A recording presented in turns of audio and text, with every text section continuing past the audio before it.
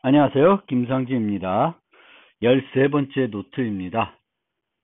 드디어 블록체인을 설명할 차례가 되었습니다. 이걸 기다리신 분도 있을 것 같기도 해요. 워낙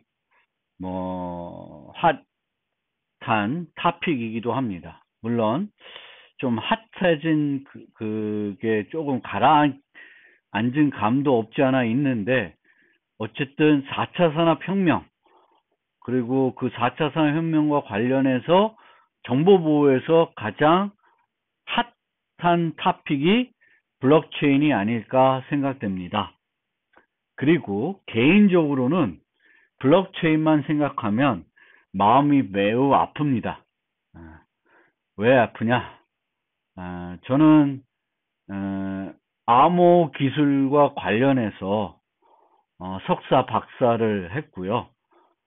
박사 때 제가 공부한 분야가 암호화폐입니다. 제가 암호화폐를 연구하고 박사학위 논문도 암호화폐 쪽으로 작성을 했는데, 학위를 썼는데, 제가 왜 이걸 생각 못했을까?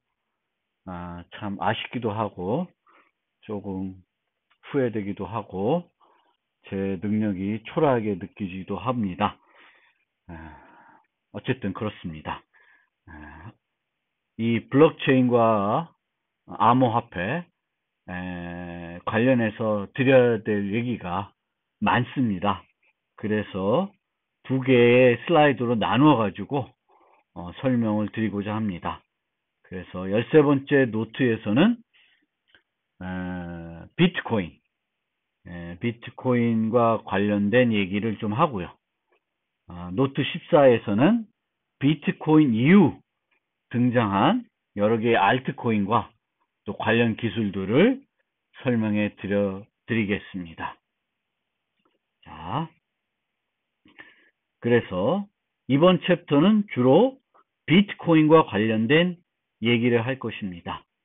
그러기 위해서 비트코인 이전에 저 같은 사람들이 연구했던 암호화폐는 어떤 것이었는지 좀 설명을 드리고, 그 다음에 비트코인을 설명드리겠습니다. 자, 암호화폐. 암호화폐라는 것은 암호 기술을 사용하는 전자화폐를 말합니다. 그래서 원래 이 암호화폐에 대해서 왜 연구를 하게 됐냐? 명목화폐와 동일한 특징을 가지는 암호화폐를 만들 수 있을까라는 것을 출발점으로 해서 암호화폐에 대한 연구들을 진행했어요.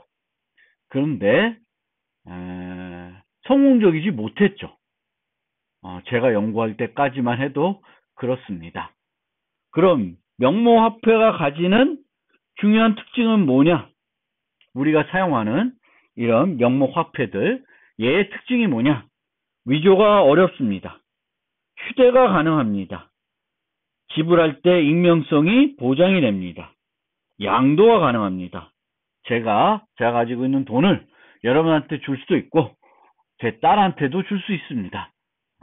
분할 가능합니다. 나눌 수 있다는 거예요. 지폐를 쪼갤 수는 없는 거죠.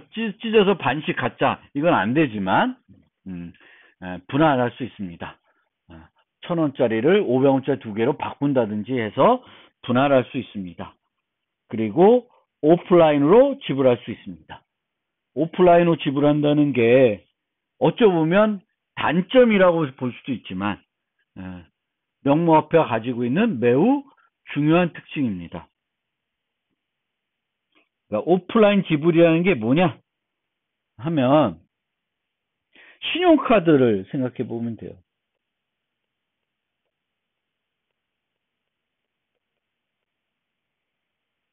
신용카드. 즉, 신용카드를 이용해서 지불하려고 하면 고객이 있고 상점이 있으면 둘 간의 프로토콜을 통해서는 신용카드를 이용해서 지불할 수 없습니다. 뭐가 필요하냐면 상점이 신용카드 회사에 조회를 해야 돼요. 이 신용카드가 적법한 카드인지, 분실된 카드는 아닌지, 도난된 카드는 아닌지, 또 이 신용카드로 이만큼 금액을 지불할 수 있는지를 상점이 모르니까 신용카드 회사에 문의를 해야 돼요. 문의를 해서 신용카드가 오케이 하면은 지불이 이루어지게 됩니다. 그런데 우리가 상점에 가서 지갑에서 실제 돈을 주면 상점은 그 돈을 그냥 받고, 물론 이게 위조 지폐일 수도 있는데 그런 걸 떠나서 다른 제3의 기관에 이 돈이 유효한 돈인지 확인하지는 않습니다. 그래서 우리가 지금까지 프로토콜에서도 온라인 프로토콜, 오프라인 프로토콜이라는 얘기를 했었습니다. 그래서 온라인 프로토콜은 중재자가 필요한 프로토콜이었어요. 여기서 말하는 오프라인 지불은 중재자 없이 지불할 수 있는 거예요. 중재자 없이 지불할 수 있어야 됩니다. 그래서 명모화폐, 우리가 쓰는 명모화폐는 중재자 없이 사용할 수 있습니다. 그래서 이런 특징들을 갖도록 암호화폐를 만드는 건 어렵습니다. 어려워요. 특히 요것도 안 되고, 요것도 안 되고, 요것도 잘 안 돼요. 잘 안 돼요.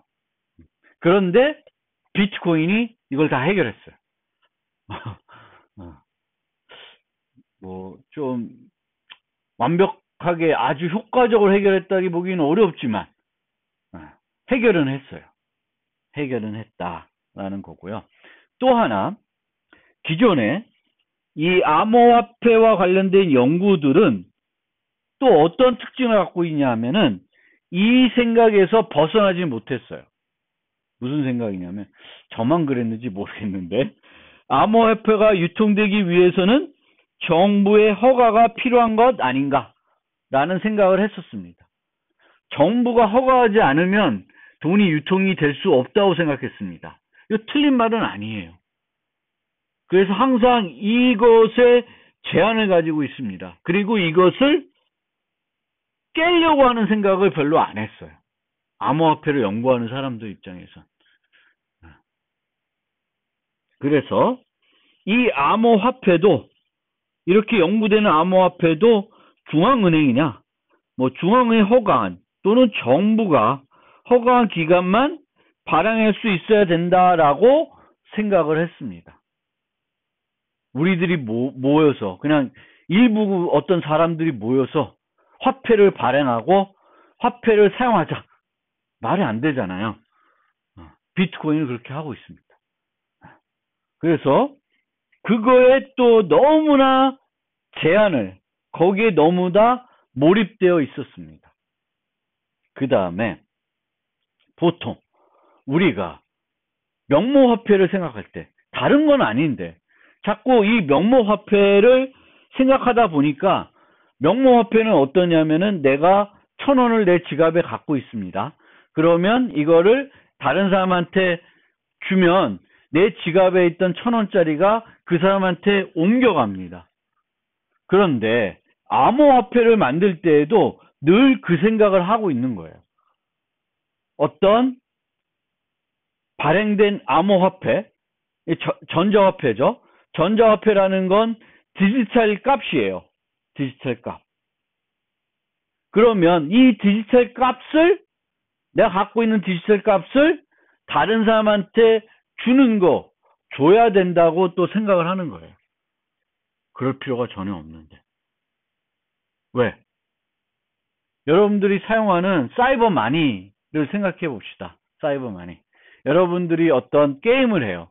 게임을 하고 그 게임에서 돈을 주고 뭐 어떤 지불 방식이든 돈을 주고 충전을 합니다. 뭐 이게 뭐 웹툰을 보는다든지, 또는 뭐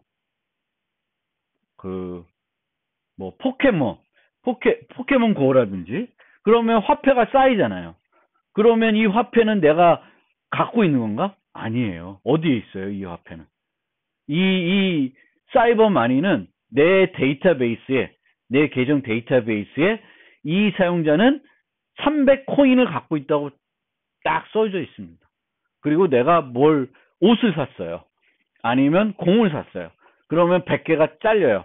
100개가 나가서 내 DB에는 200이 있습니다. 여기서는 어떤 돈도 왔다 갔다 하지 않아요. 그냥 DB에서 300이라는 숫자가 150, 250으로 바뀔 뿐 실제 거래에서 교환되지 않습니다. 그렇죠? 웹툰에서 내가 만화를 하나 봤다. 3코인이다. 그럼 그냥 DB에서 300에서 297로 바뀔 뿐 돈이 왔다 갔다 하지 않아요. 어떤 이동되지 않아요. 그런데 이 암호화폐를 우리가 연구할 때는 늘 이런 식으로 디지털 값을, 내가 발행받은 어떤 디지털 값을 상점한테 줘야 된다고 늘 생각을 하고 있었습니다. 이것도 정말 잘못된 생각이에요. 요 두 개의 생각을 벗어나야지만 비트코인이라는 것을 생각해낼 수가 있습니다. 이거를 못 벗어나면 비트코인을 생각해낼 수 없게 된 거예요. 그래서 저도 생각을 못했다. 그런 핑계를 좀 대고, 그러면 실제 제가 연구했던, 그리고 비트코인 이전에 암호화폐를 연구했던 그 화폐들이 실제 어떤 모습인지를 한번 설명해 드리겠습니다. 자, 어떻게 되냐면 고객이 있고 상점이 있고 은행이 있다고 생각을 합니다. 이 모델을 생각을 해요. 자, 비트코인은 이게 없죠. 그런데 암호화폐를 연구하는 사람들은 다 이 은행이라는 게 있다고 생각을 합니다. 그리고 이 은행이 암호화폐를 발행한다고 생각을 해요. 신뢰기관이.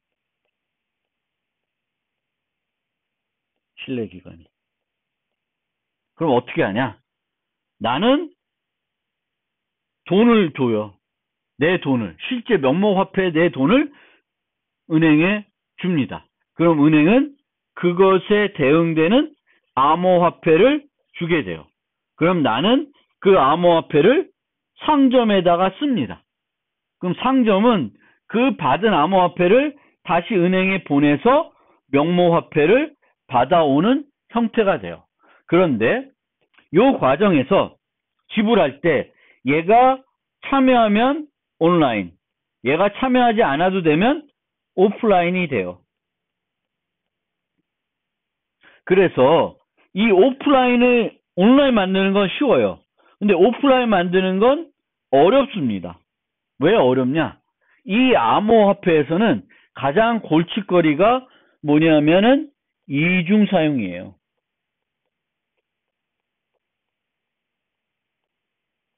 이중 사용입니다.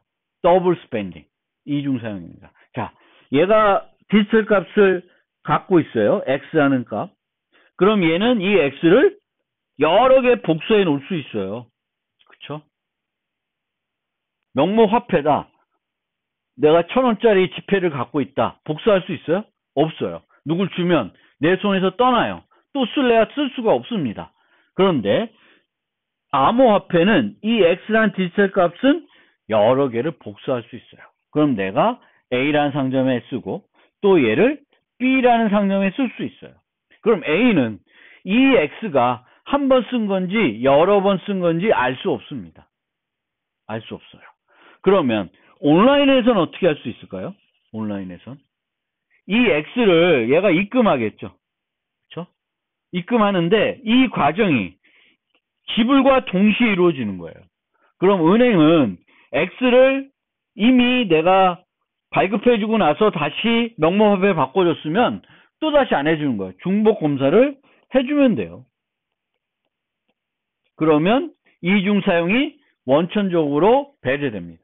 그런데 오프라인이 되면 어떻게 돼요? 얘는 알 수 없어요. 얘는 마음대로 쓰는 거예요. 그러면 A라는 상점도 X를 입금하고 B라는 상점도 X를 입금하면 이때 이중사용이 알려지죠. 뱅크는 이때 알 수가 있습니다. 그럼 어떻게 해야 돼요? 누구의 책임을 물어야 돼요? 얘한테 물은 게 아니라 얘한테 물 수 있게끔, 이 고객한테 물 수 있게끔 장치를 해놓는 게 오프라인 방식이 되겠습니다. 이 장치를 해놓는 게 그렇게 간단하진 않아요. 간단하지 않습니다. 그리고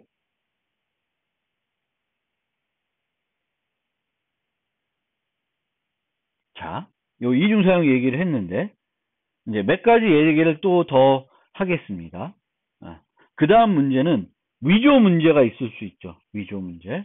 아까 얘기한 이 X를, 아니 X 프라임을 내가 만든다.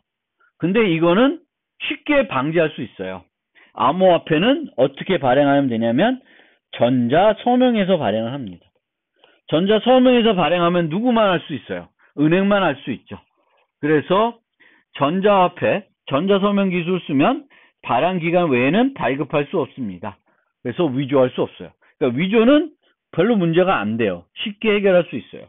근데 이중사용은 안 돼요. 그 다음에 또 다른 문제는 뭐냐면은 보통 거스름을 제공할 수 없습니다. 거스름을 제공한다는 건 화폐를 발행한다는 의미가 돼요. 화폐를 발행한다는 의미가 됩니다. 그런 의미가 돼요. 그래서 양도 분할도 가능하지가 않아요. 이게 만드는 게 너무 어렵습니다. 너무 어려워요. 그러니까 내가 요 X가 1,000원짜리예요. 내가 500원짜리를 사고 싶어요. 못 사요. 500원 거스를 받으니까. 500원짜리가 있으면 쓸 수 있는데 500원짜리가 없으면 쓸 수가 없습니다. 내가 충분한 금액의 암호화폐를 갖고 있어도 내가 사고자 하는 금액에 정확히 맞지 않으면 살 수가 없습니다. 거스름을 받을 수가 없어요. 거스름을 받을 수 없다는 건 양도할 수 없고 뭐도 못해요. 분할할 수도 없고 쪼갤 수도 없고 못합니다. 제가 요거를 하려고 무지 노력했어요. 그래서 제 박사학위 논문이 거스름이 제공 가능한 전자화폐 뭐 이렇게 돼요. 근데 좀 창피해요. 그래서 그렇습니다. 그리고 그런 문제점들이 있었기 때문에 현실 세계에서 유통되지 못했습니다.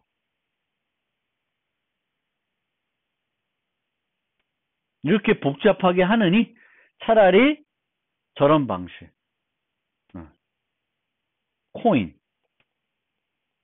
그러니까 현재 지금 각 서비스마다 사이버 마니 형태로 사용하게 하는 게 뭐 그렇게 불편하진 않아요.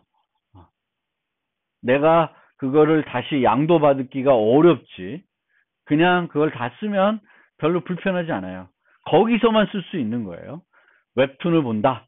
그러면 그 웹툰, 그 웹 서비스, 그 웹툰을 제공하는 그 서비스에서만 사용할 수 있는 거예요.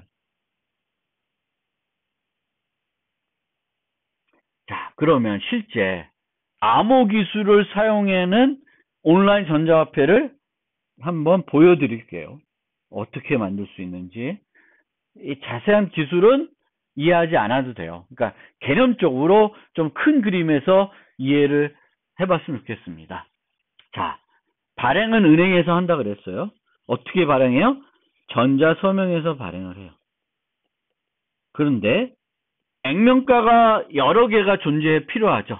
그러면 공개키를 이렇게 씁니다. 그러니까 이에 대응되는 키가 있겠죠.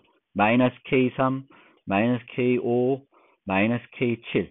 그러니까 요 7에 대응되는 개인키로 서명된 어떤 서명 값은 500원의 가치가 있는 거예요.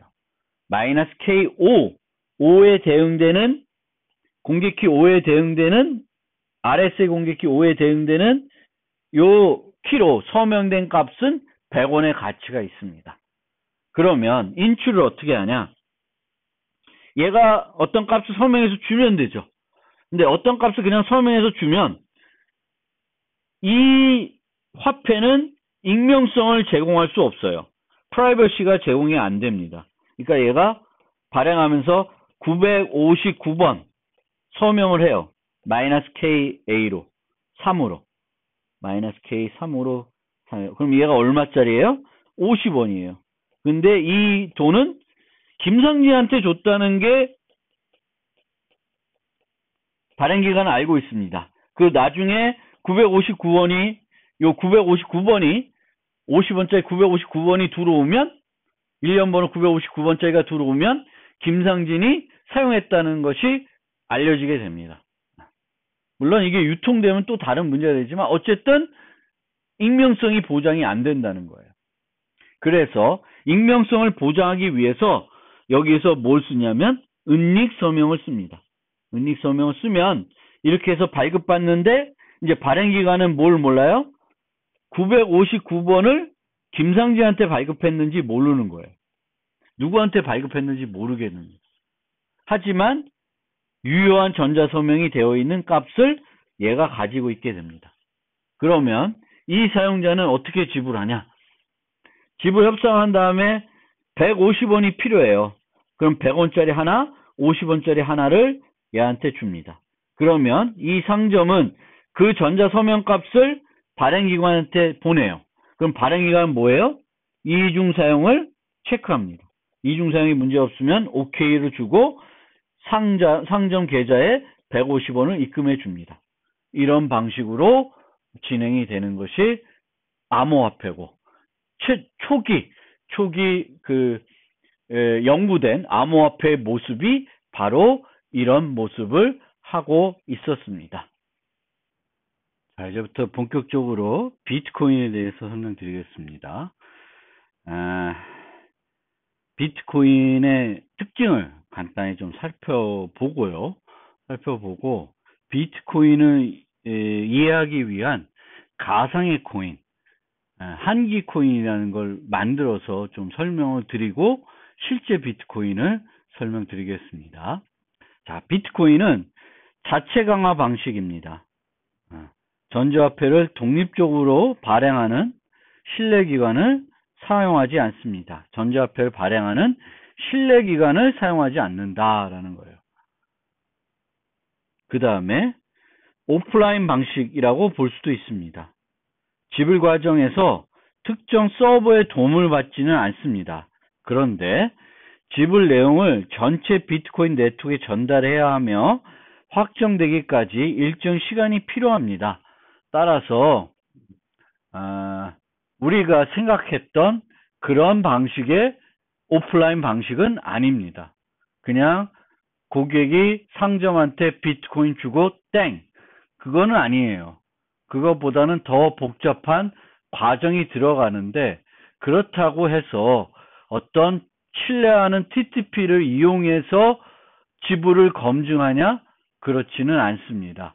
분산 방식으로 지불을 검증하게 됩니다. 그 다음에 양도가 가능합니다.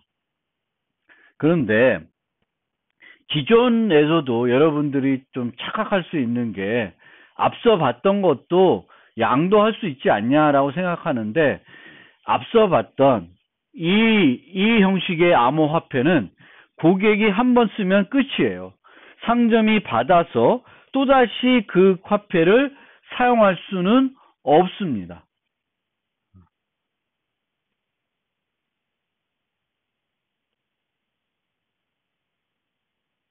그런 면에서 양도가 가능하지 않습니다. 하지만 비트코인은 고객과 상점 간뿐만 아니라 고객 간에도 양도할 수 있습니다. 이 구분은 별로 필요 없는 구분인데 양도를 할 수 있습니다. 그 다음에 분할 및 통합 가능합니다. 즉 1000원짜리를 500원짜리로 두 개로 나눌 수도 있고 500원짜리 두 개를 1000원짜리로 통합할 수도 있습니다. 그런데 나중에 알게 되겠지만 이 자체도 또 다른 거래입니다. 내가 상점한테 1000원을 주는 것과 차이가 없어요. 내가 상자가 1,000원을 주는 것과 500원짜리 두 개를 1,000원으로 만드는 건 내가 나한테 다시 또 1,000원을 지불하는 형태가 되는 거예요. 그래서 이 분할 및 통합이 가능하고 양도도 가능하지만 여기에는 약간의 문제가 있습니다. 무슨 문제인지는 뒤에 가서 제가 설명하지 않을 수도 있지만 여러분들이 좀 생각해 볼 지점이에요. 꼭 생각해 보시고요. 익명으로 지불할 수 있습니다. 이 비트코인에서는 실명은 사용하지 않아요. 어떤 비트코인 지갑이라는 걸 만들게 되는데 이 지갑은 주소를 가지게 돼요. 그리고 이 주소가 어떤 대상이 되는 거예요. 그래서 이 주소는 김상진이라고 식별되지 않기 때문에 익명 지불이 가능하다고 얘기하는 거예요. 근데 과연 이 주소와 김상진을 연결할 수 없을까? 그거는 조금 더 생각해 볼 지점이 있습니다. 특히 요즘처럼 주로 비트코인을 거래소에서 구입한다 그러면 그것이 명확하지 않을 수도 있습니다. 그러니까 프라이버시가 완전히 프라이빗하다라고 보기 어려울 수도 있습니다. 그리고 가장 중요한 게 비트코인은 첨삭만 가능한 분산 원장을 이런 것들을 제공하기 위해서 사용합니다. 그리고 이 첨삭만 가능한 분산 원장이 블록체인이라고 하는 기술을 사용한 것입니다. 첨삭만 가능한 분산 원장. 그래서 모든 거래들이 이 원장에 공개가 되는 형태가 됩니다. 공개가 되고 공개가 되면 수정을 할 수가 없습니다. 그 수정할 수 없는 것 때문에 이런 것들이 다 된다라고 보셔도 틀린 말은 아닙니다. 그러면 한기 코인을 설명해 보겠습니다.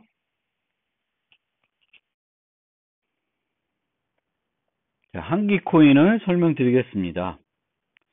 요거 설명하기 앞서서 그 앞에서 봤던 요 기존 암호화폐에서는 은행한테 발급받은 요 전자 서명 값이 전자화폐가 되고 이 전자화폐를 이런 식으로 전달합니다.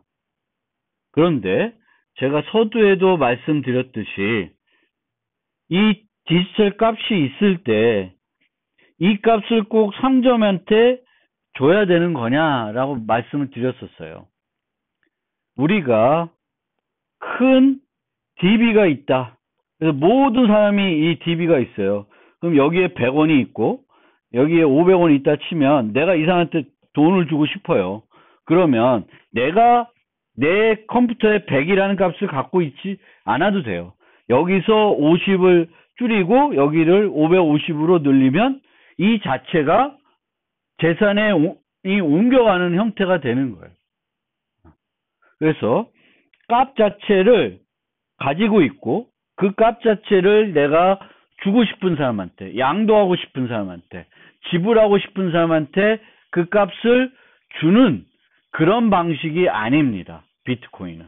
어떻게 하냐면은 뭔가 하고 싶다는 것을 말을 하게 되고 그 말한 내용을 기록함으로써 재산을 형성해 나가는 방식이 됩니다.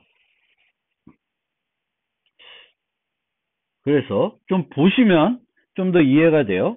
그래서 이 한기 코인의 규칙은 총자만 코인을 만들 수 있다고 가정합시다. 코인의 소유자는 다른 사람에게 코인을 양도할 수 있어요.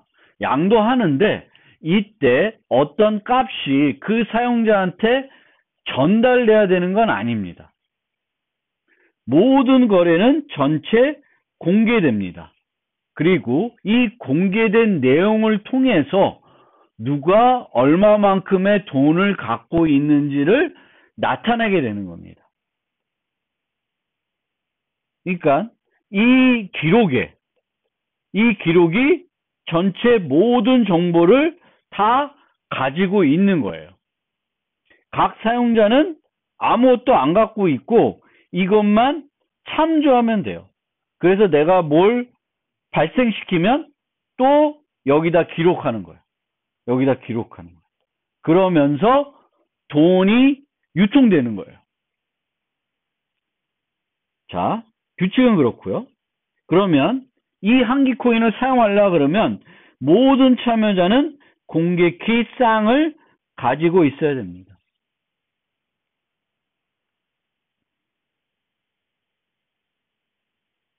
거래를 진행하기 위해 상대방의 공개키를 또 확보해야 돼요. 서로 공개키를 가지고 상대방을 식별하고 하게 됩니다.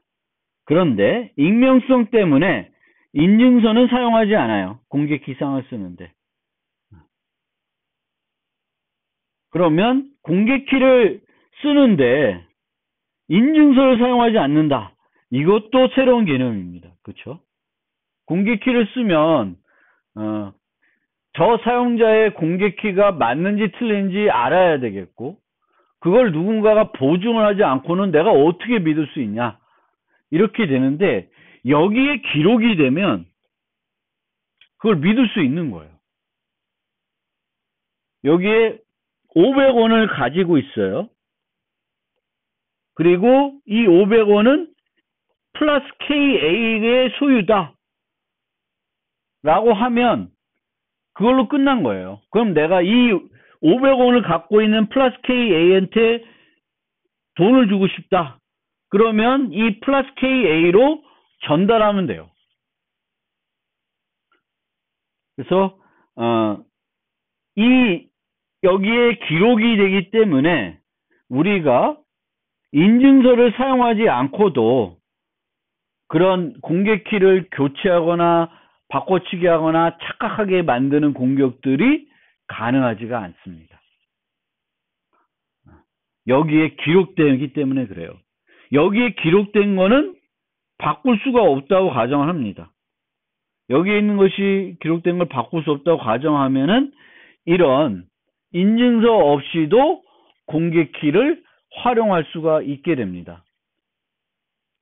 자, 요 끝까지 설명 듣고 조금 고민을 한번 해보세요. 이게 말이 되는 건지. 뭐가 말이 되는 건지. 자, 그러면 한기 코인이라고 하는 건 여기에 이제 기록이 되는데 어떤 식으로 기록되냐면은 헤더, 입력, 출력, 서명 4가지 요소로 구성돼서 항상 기록이 됩니다. 그러니까 여기에는 뭐가 기록이 되냐? 거래가 기록이 되는데 이 거래는 트랜잭션이라고 하는 이 거래는 4가지 정보로 구성이 됩니다. 그래서 헤더, 입력, 출력, 서명 이렇게 돼요. 그러면 이 헤더를 보면 타입은 생성이에요. 근데 누구만 만들 수 있다고 그랬어요? 총장만 만들 수 있다고 그랬어요. 그러니까 이런 거는 총장만 만들 수 있어요. 그럼 다른 사람이 타입 생성 해가지고 올릴 수도 있잖아요. 근데 그거는 유효하지가 않아요. 왜? 여기에 서명이 있어야 되는데 누구의 서명? 총장의 서명이 있어야 됩니다. 총장이 서명이 없는데 생성이라고 되어 있으면 그 자체는 유효하지 않게 돼요. 아무도 활용을 안 하게 되는 거죠. 그러니까 위조가 안 돼요. 위조를 하려면 뭐가 필요해? 요게 필요해요. 그런데 이 경우에도 이 키가 총장 거가 맞는지 어떻게 아냐? 거기에는 약간 이제 딜레마가 있습니다. 근데 그거는 확실히 안다. 인증서 없이도 알고 있다라고 생각합시다. 아니면 그게 이해하기가 어려우면 총장만 인증서를 쓴다고 합시다. 총장만. 그래서 총장만 인증서를 활용한다.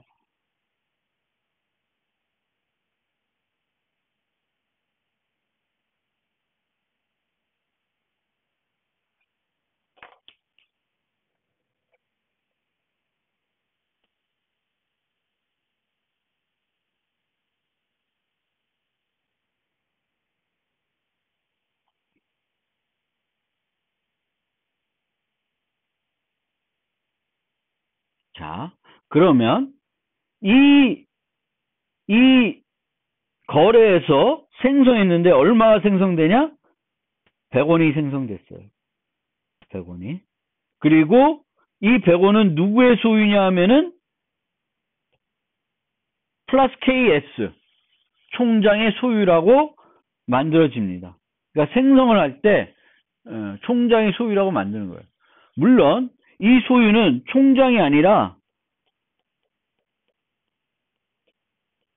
플러스 KA라고 해서 A가 소유한 걸로 할 수도 있습니다.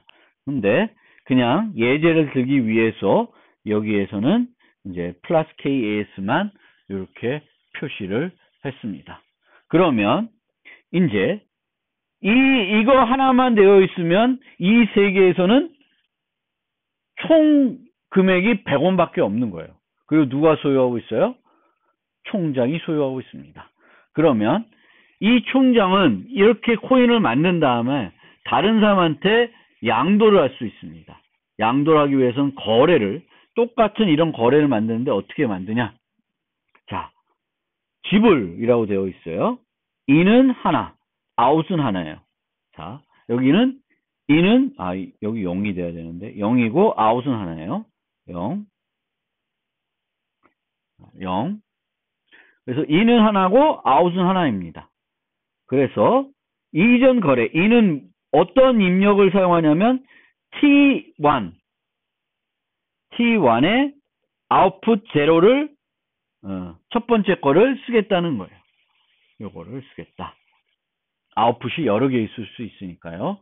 그래서 여기서 0이에요. T1 0. 금액은 100. 수치는 A입니다. 그리고 총장이 서명을 했습니다. 그래서 항상 지불자가 이 인을 사용할 수 있는 사람이 서명을 해야 돼요. 인을 사용하는 사람이 사용을 해야 됩니다. 그러면 이제는 총장은 0원을 갖고 있고요. A는 100원을 갖고 있습니다.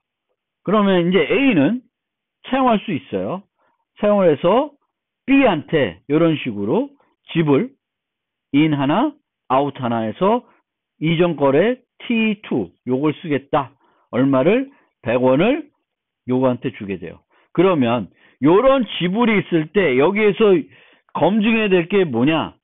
자, 아웃이 100원이에요. 그럼 인을 봐야 돼요. 인이 요거죠. 요 아웃의 0이니까 100원이에요. 그러면 아웃을 만들 만한 충분한 금액을 갖고 있습니다. 그럼 오케이예요.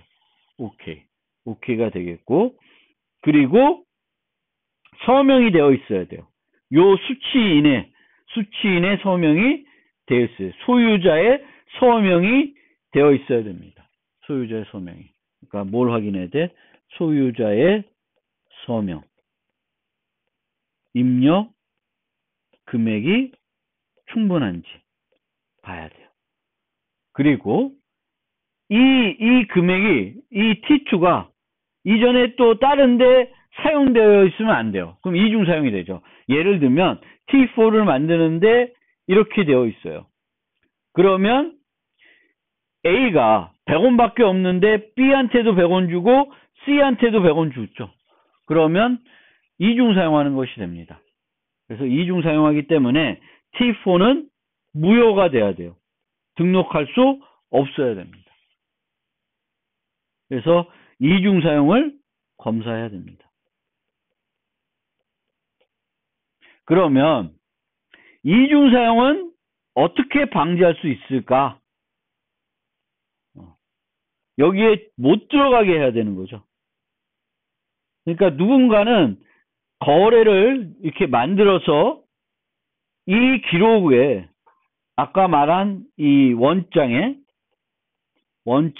기록하려고 그러면 아무나 할 수 없어야 돼요. 유효한 거래들만 여기에 들어가야 됩니다. 그리고 한번 들어가면 수정할 수 없어야 돼요.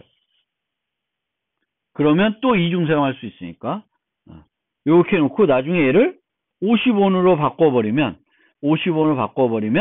얘가 50원이 남아있는 꼴이 되죠. 그래서 그렇게 하면 안 돼요. 그래서 수정할 수 없어야 돼요. 그래서 이 수정을 못하게 하는 거예요. 그러니까 두 가지가 보장이 돼야 돼요. 수정할 수 없어야 되고, 유효하지 않은 건 여기에 포함될 수 없어야 됩니다. 그럼 그걸 어떻게 보장할 수 있을까?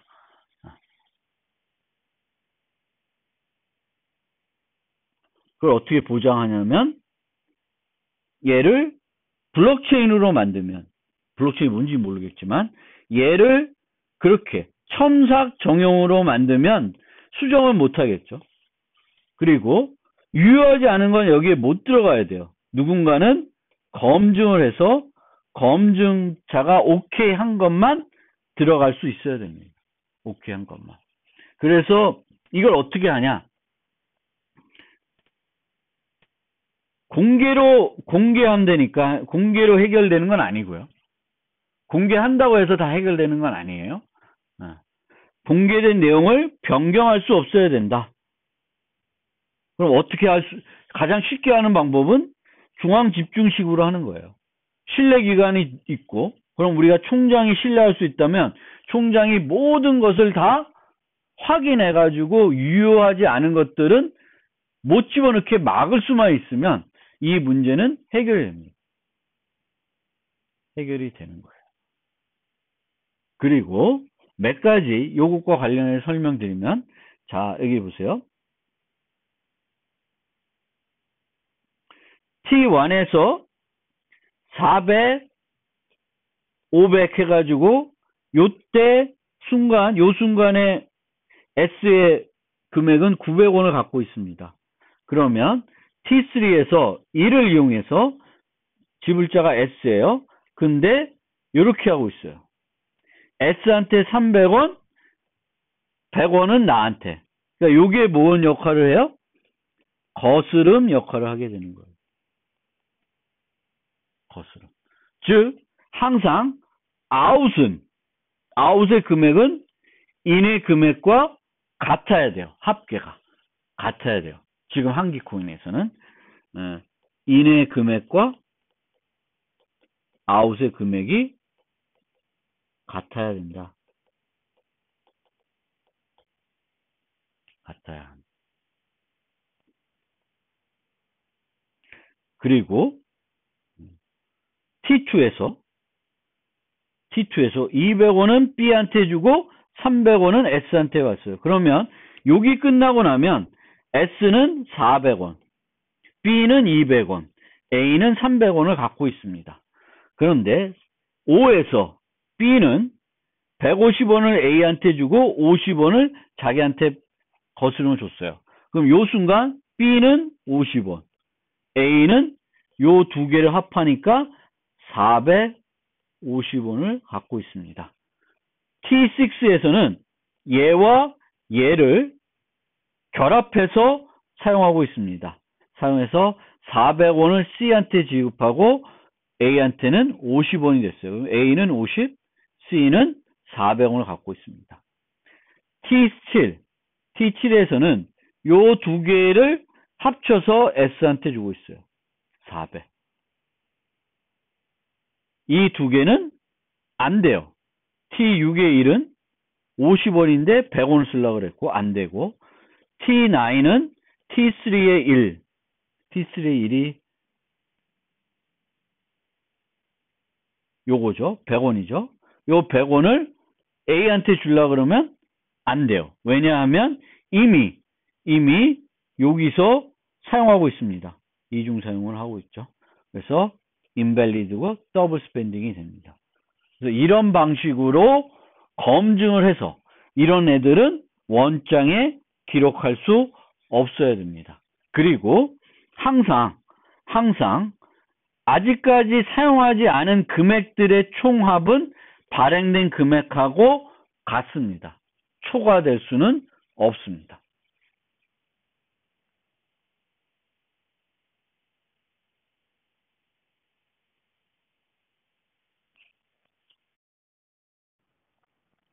자, 이제 본격적으로 비트코인을 설명드리겠습니다. 이 비트코인은 방금 설명드렸던 한기 코인과 비교했을 때 그 보장하는 방법, 발행하는 방법, 그것만 차이 있지 대부분의 내용은 차이가 없습니다.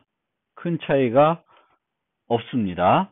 그래서 앞서 봤던 이 한기 코인과 똑같은 거의 비슷한 형태로 운영이 되는데 이 한기 코인은 총장만 발행할 수 있다고 했는데 비트코인은 총장만 어떤 한 사람만 발행할 수 있는 건 아니고 누구든지 발행할 수가 있습니다. 물론 발행하는 규칙은 있고요. 그 다음에 이제 블록체인이라는 기술을 사용하게 되겠고 그 블록체인을 통해서 원장이 공개가 되는데 그 때문에 이제 그 원장이 공개된 내용들을 수정할 수가 없고 그리고 유효하지 않은 그런 트랜잭션들은 원장에 포함될 수가 없습니다. 자, 그러면 이 비트코인은 누가 만들었냐?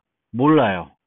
모르지만 사토시 나카모토라고 하는 익명으로 2008년도에 이 비트코인 관련된 논문이 처음 소개가 되었습니다. 현재 1BTC, 그러니까 비트코인의 1비트코인이 1BTC라고 하는데 이 1BTC의 가격은 제가 이 노트를 최종적으로 그 EL에 올릴 때 5월 11일 날 기준으로 봤을 때는 약 우리나라 돈으로 1000만 원 정도, 60만 원, 1060만 원 정도 됐었습니다. 제가 이 비트코인을 처음 이 정보보호 개론 수업에서 소개한 게 2017년도고요. 그때 가격이 300만 원이었습니다. 그러면 그 사이에 700만 원이 올랐고요. 작년도에는 좀 떨어졌었습니다. 600만 원으로. 그리고 정확히 오늘 가격을 한번 보면 제가 오늘 5월 26일에 녹화하고 있는데 비트코인 가격이 1080만 원 정도 합니다. 큰 차이는 보이지 않고 있습니다. 그리고 지금까지 생성된 비트코인 수는 5월 11일 기준으로 이 정도 됩니다. 이 비트코인은 계속 10분마다 몇 개씩 생성이 돼요. 그런데 영원히 계속 생성되는 건 아니고 어느 시점이 되면 종료가 됩니다. 비트코인은 기존 비트코인 가지고 있는 사람으로부터 양도받을 수 있고 공식 거래소에서 살 수도 있습니다. 비트코인 네트워크는 P2P 네트워크이며 토렌트 아시죠? 토렌트와 같은 P2P 네트워크이며 비트코인을 사용한 사람들이 상호 연결되어 정보를 주고받는 그런 네트워크가 되겠습니다. 중앙 집중식이 아닙니다. 비트코인의 일반 참여자가 되기 위해서는 비트코인 지갑을 만들어야 되겠고요. 이 비트코인 지갑을 만들기 위해서는 공개키 쌍이 필요합니다. 그런데 이 경우에도 아까 한기코인과 마찬가지로 인증서는 사용하지 않습니다. 이 주소가 있으면 여기에 코인이 이렇게 공개키 쌍이 되겠고 이 공개키가 이 지갑의 주소가 됩니다. 그리고 누군지 모르더라도 이 주소가 소유주로 되어 있는 코인은 이 주소에 있는 코인들은 이 -K가 없으면 지불할 수 없습니다. 따라서 만약 여러분들이 김상진한테 비트코인을 주고자 하면 김상진의 비트코인 지갑의 주소를 정확히 알아야 됩니다. 모르면 안 돼요. 그래서 인증서가 없더라도 이것을 확신할 수 있어야지만 그 사용자한테 지급하게 되는 겁니다. 한 참여자는 여러 개의 쌍을 사용할 수 있습니다. 여러 개의 쌍을 사용하면 지갑을 여러 개 만든다는 거예요. 여러 개 만들었으면은 자신의 익명성이 좀 더 강화될 수 있습니다. 근데 문제는 뭐냐면은 이 지갑에 있는 돈을 쓰려면, 근데 실제로 이 지갑에 돈은 없어요. 원장에 다 기록만 되어 있을 뿐입니다. 원장에 기록만 되어 있을 뿐이고, 이 소프트웨어는 원장의 플러스 KA의 돈들이 어디에 있는지만 알고 있는 거예요. 그거를 기록하고 있습니다. 그런데 이 원장에 있는 돈들을 실제 사용하려면 뭐가 필요해요? 마이너스 KA가 필요합니다. 그런데 만약에 이걸 잃어버리면 이 돈은 이 플러스 KA가 소유하고 있는 모든 돈은 휴지 조각이 됩니다. 쓸 수 없어요. 그래서 뭐 그런 얘기들도 많이 있습니다. 어마어마한 비트코인을 갖고 있었는데 하드디스크가 날아가서 돈을 다 잃어버리는 경우. 이 마이너스 K가 없으면 안 돼요. 그래서 반드시 마이너스 KA는 백업을 잘 해 두셔야 됩니다. 이렇기 때문에 어떤 또 문제가 있냐면, 거래소에서 거래를 하다 보면 거래소가 마이너스 KA까지, 나의 개인키까지 갖고 있게 하는 형태로 운영이 될 수 있습니다. 이건 매우 안 좋은 형태인데요. 다만 마이너스 KA를 거래소가 갖고 있기 때문에 내 시스템, 내 로컬 시스템에 문제가 생겨도 복구가 가능하겠죠. 마이너스 K를 갖고 있어서. 하지만 이 문제들은 뭐냐면, 거래소가 해킹됐을 때는 내 돈도 날아갈 수 있는 문제점이 있습니다. 그리고 비트코인 지갑은 소프트웨어로 좀 존재를 하지만 다양한 형태대로 여러 업체들이 만들어서 제공하고 있습니다. 이런 것들은 지금 현재 아마존에서 판매가 되고 있는 그 USB 형태의 비트코인 지갑입니다. 좀 더 안전성이 높고 휴대가 가능하고 그런 장점이 있죠. 그래서 이걸 들고 다니면서 어떤 컴퓨터에 써서 비트코인 거래를 할 수 있습니다. 비트코인 네트워크는 P2P 네트워크라고 했고요. P2P 네트워크에서는 모든 노드가 동등한 역할을 해야 됩니다. 그런데 비트코인에서는 동등한 역할은 하지는 않습니다. 크게는 완전 노드와 부분 노드로 나누어집니다. 그래서 일반 사용자들은 보통 부분 노드를 운영합니다. 본인 거래를 위한 최소한의 정보만 유지합니다. 그렇지만 이 부분 노드들도 P2P 네트워크에서 메시지들의 중개 역할은 해줘야 됩니다. 완전 노드는 최초 블럭부터 지금까지 모든 블럭에 포함된 정보를 유지하고 있어야 돼요. 그래서 분산 원장이라는 개념이 여기에서 나오고 있습니다. 이 원장이 한 곳에만 존재하는 것이 아니라 완전 노드를 운영하는 전 세계 모든 노드에 다 복제되어 있습니다. 그러니까 이 분산 원장을 삭제하는 것도 매우 어렵습니다. 한 컴퓨터에 삭제한다고 사라지는 것이 절대 아닙니다. 이런 사이트에서 코어 클라이언트를 다운받아 설치하면 완전 노드를 운영할 수 있는데 지금은 약 10일 정도 소요된다고 합니다. 일반적인 컴퓨터 통신 속도로 했을 때 한 10일 정도, 한 2기가, 몇 기가요? 한 2기가라고 했나? 그 정도 데이터를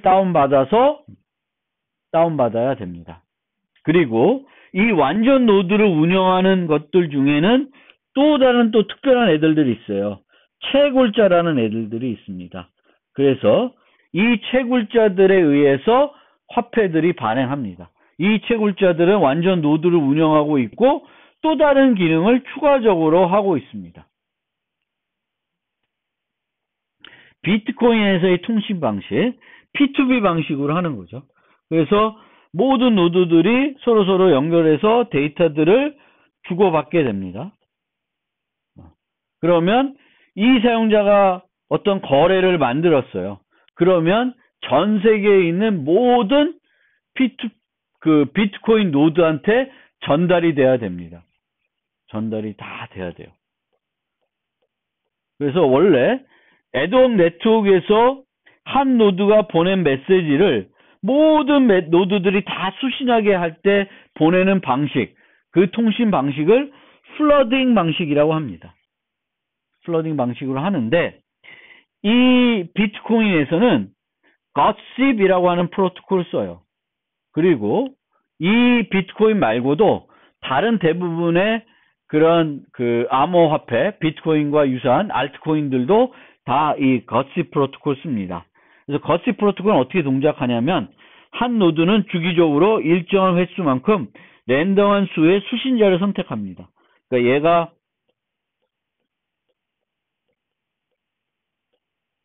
그러면 뭐 처음에는 얘를 선택하면 얘한테 보내고요. 그럼 얘는 또 누구를 선택해서 또 보내게 되고 그렇습니다. 그리고 또 지나면 얘는 또 누구를 선택해서 또 보내고 계속 똑같은 메시지를 일정한 횟수만큼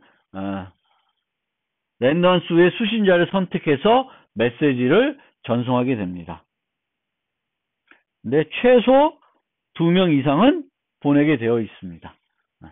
어쨌든 랜덤하게 애들을 선택해서 주기적으로 일정한 수만큼 선택해서 보내고 그거를 반복하게 됩니다. 일정한 횟수만큼 이 노드는. 그리고 단계 2에서는 수시한 사용자가 똑같은 과정을 반복해요. 그러면 전파되고 계속 전파되겠죠. 그래서 이런 식으로 전체 네트워크로 내가 만든 어떤 거래가 전체 네트워크로 전파되는 형태를 취하게 됩니다. 그리고 비트코인의 트랜잭션은 아까 한기코인의 트랜잭션과 마찬가지로 헤더, 입력, 출력으로 구성되어 있고, 입력과 출력을 다중입력, 다중출력이 모두 가능합니다. 그리고 아까는 우리가 입력 금액의 합이 출력 금액의 합과 같아야 된다고 했는데, 비트코인에서는 같지 않아도 돼요.